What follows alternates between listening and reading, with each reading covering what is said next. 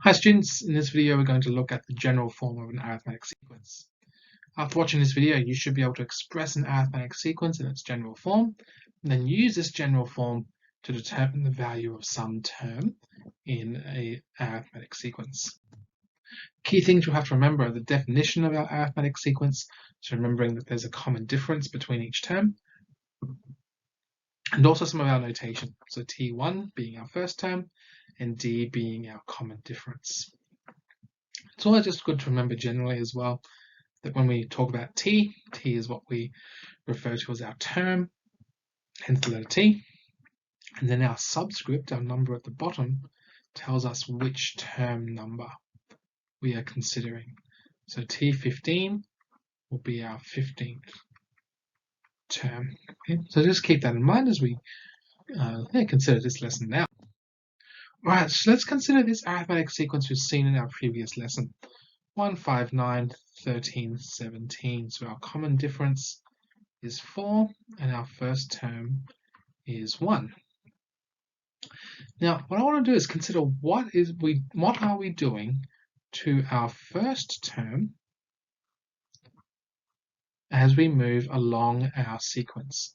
So we know our first term is a simple 1.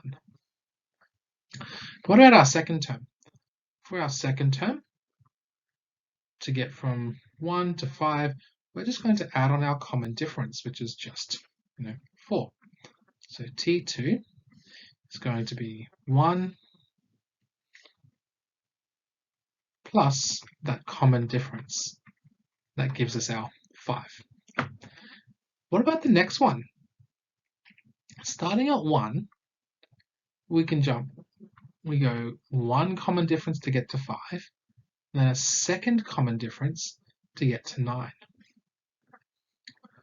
So our third term is going to be, we're starting off at 1, but this time we're adding 2 of our common differences because we have jumped twice to get to that value of 9.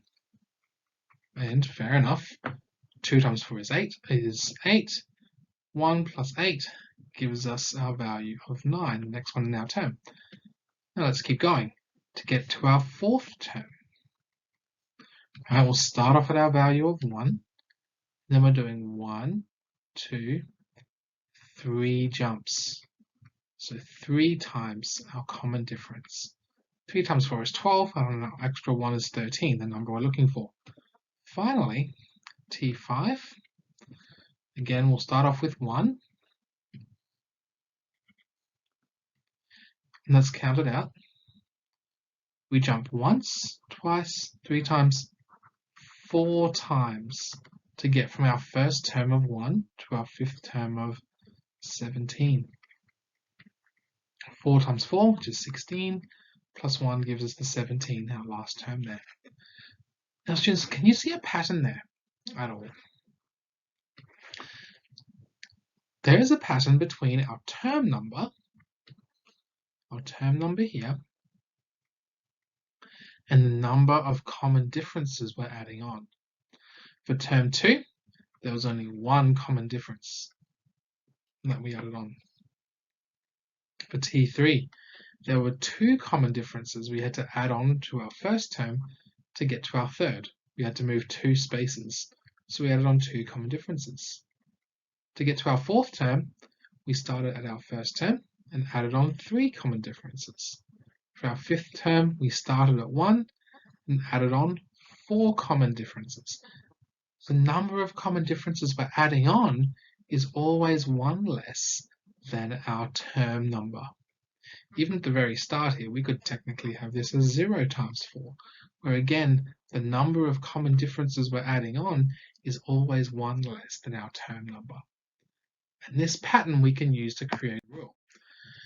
The general form of an arithmetic sequence is given by some term number, Tn, is equal to our starting term, T1, plus 1 less than whatever our term number is, times our common difference. Again, that letter n can just stand for a number. The key thing is to understand what it means. So let's say we want to find the 52nd term of a sequence. So n is 52. We could start off with T1, and then we add on 1 less than the term number. So 51 times D. To get from T1, we make 51 jumps, 51 common differences we're adding on to get to our 52nd term. That's the key thing to get from this formula. To get to our nth term, we start with our first term and add on n minus 1, one number less than our term number we're looking for, times our common difference.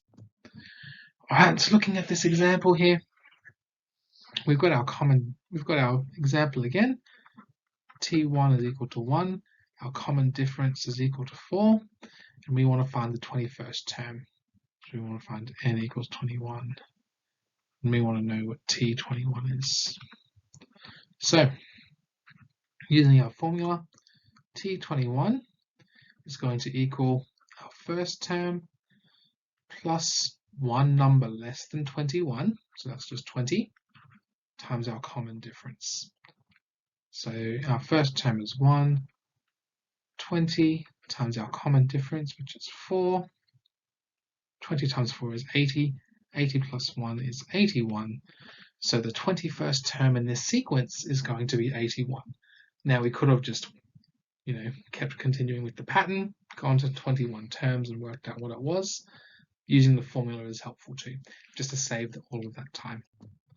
Alright, so after watching this video, you should be able to express an arithmetic sequence in its general form using the formula, and then use that general form to determine the value of some term in the sequence which we did in our example.